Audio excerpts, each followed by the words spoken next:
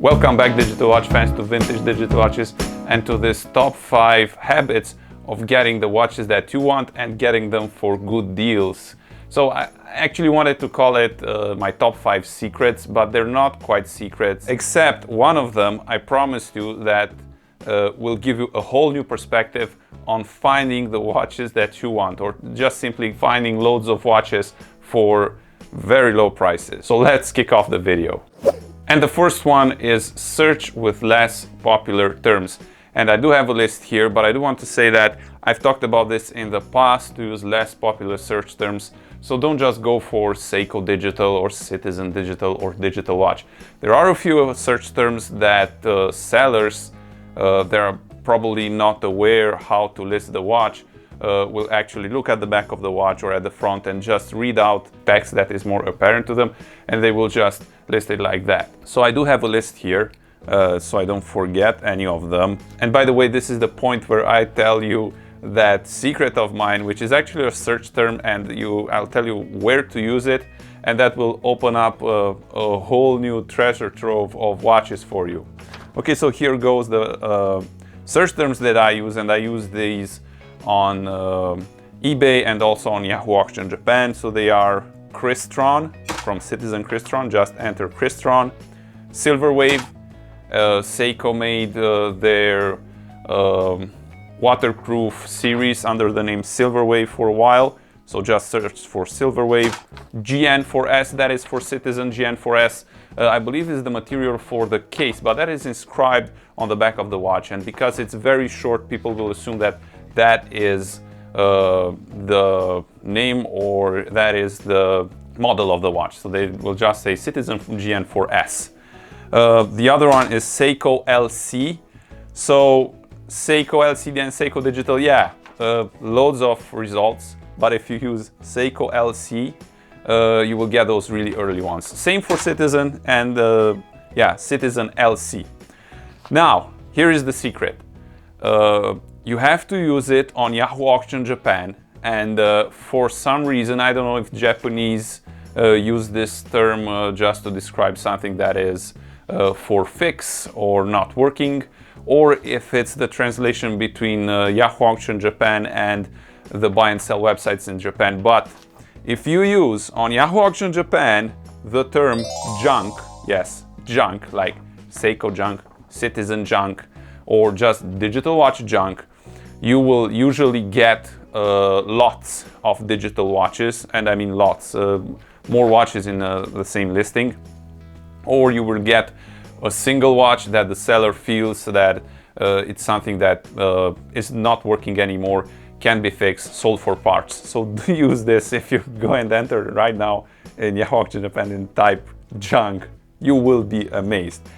And they usually go for low money because people don't find them, and also people will not take on the job of trying to fix it. Maybe it's something easy, maybe it's something hard. People will maybe avoid it. Okay, and just to prove it, here's an example of one that an instance like that I used lately, and I managed to score a really nice DV2000 Casio.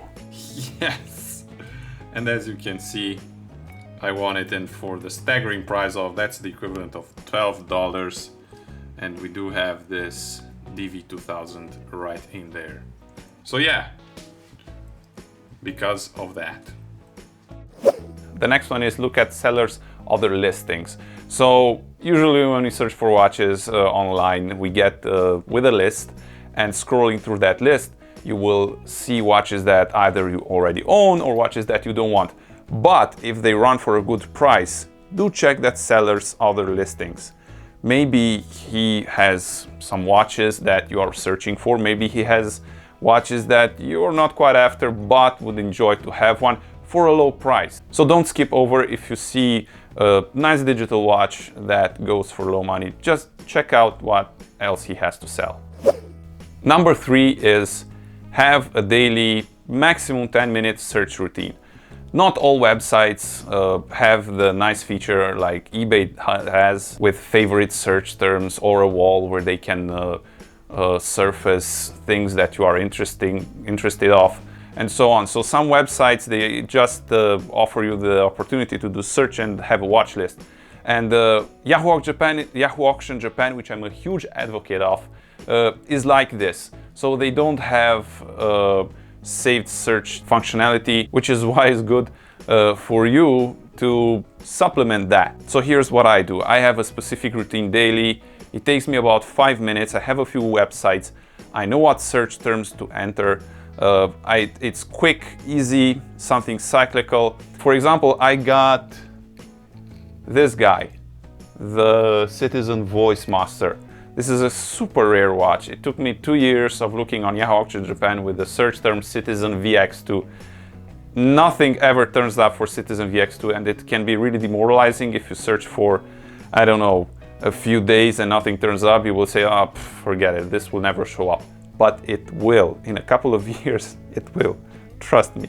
And that's how you manage to find it. Be consistent, have this routine daily. Doesn't need to be something exceptional. You can do it on your phone or on your computer. Even if you do it every other day, because usually listings last a few days. Tip number 4 is never buy Pacifier watches. And the Pacifier watch is a watch that is similar to the one you want, but not quite, and you're getting it just for the quick fix, just to put out the fire. And I know it's very tempting. I've done it in the past, but now I've set myself a goal not to do it. For example, say you want a Casio CFX 200, so that is the Casio scientific calculator watch, which is a real grail for some. And it's actually this one. And the watch that is very similar to that, actually the cases, except the bezel and the inlay of the buttons, are 100% compatible, is the Casio CD401. Which is a data bank, a cool data bank nonetheless, but it's not as sought after as the Casio, the scientific calculator watch.